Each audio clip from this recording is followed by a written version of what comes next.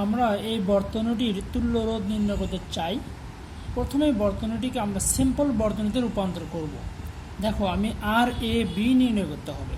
তাহলে প্রথম যে রোধটি রয়েছে R1, এটাকে আমি প্রথমে সিম্পলে রূপান্তর করব। কিভাবে দেখো, আমি করতে পারি কি, এখান থেকে যে রোধের R1 রোধের যে এক প্রান্ত রয়েছে সেটা কিন্তু এ প্রান্তে রয়েছে, আর এক প্রান্ত কিন্তু বি বিন্দুতে রয়েছে।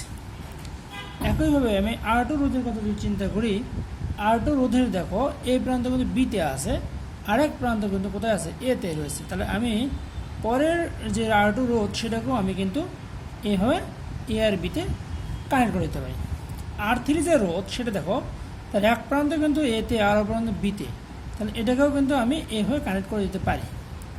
তার মানে এটা হলো R1, এটা হলো R2, এটা হলো R3।